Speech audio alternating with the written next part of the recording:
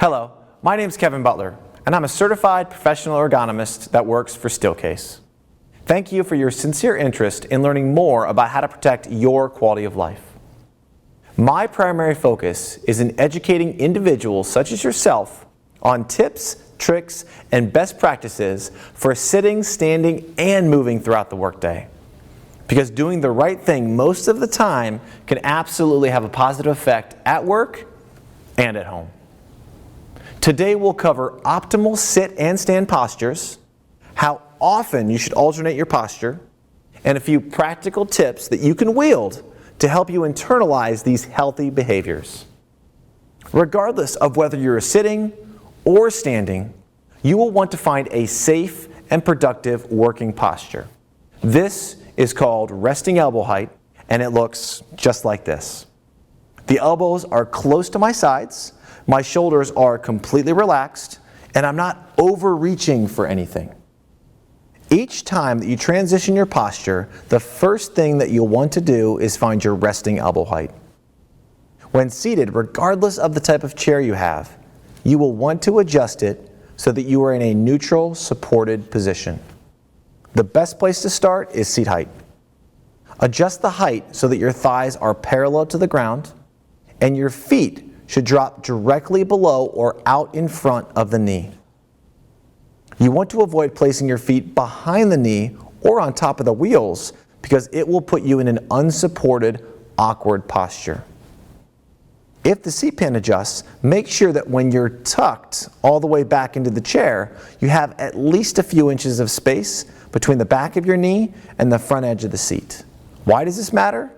Because you can add contact stress behind the knee.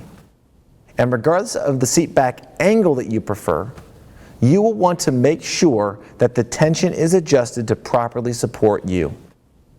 Lastly, assuming the armrests are adjustable, you'll want to make sure that your elbows stay close to the body and that your shoulders stay completely relaxed. No matter what the task, you do not want to use the armrest as a crutch because that will add excessive contact stress to the elbow. Now you should easily be able to reach your keyboard and your mouse. When standing, you'll want to achieve what Dr. Kelly Starrett refers to as a braced position.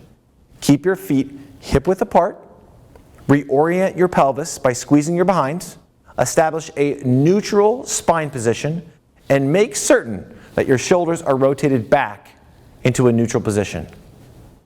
Then you can bring your focus back to your computer, remembering to stay at least an arm's length away with the top portion of the screen at or slightly below eye level.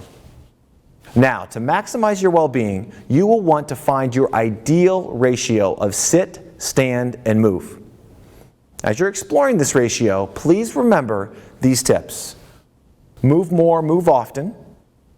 Maximize sit to stand transitions. Strive to accumulate 2 hours of standing each day while remembering to not stand for longer than 30 minutes and sit for longer than 2 hours at one time before transitioning to another posture or moving. For example, standing for 2 hours and then sitting for 2 hours would create one transition in 4 hours. A better ratio would be to transition every hour, and even better yet, transition every 30 minutes. Don't forget to incorporate movement as well. The ideal time to do this is when you transition your posture. And while I recognize that many of you will not be ready for this on day one, the sit, stand, move gold standard is 15-15-2 repeat.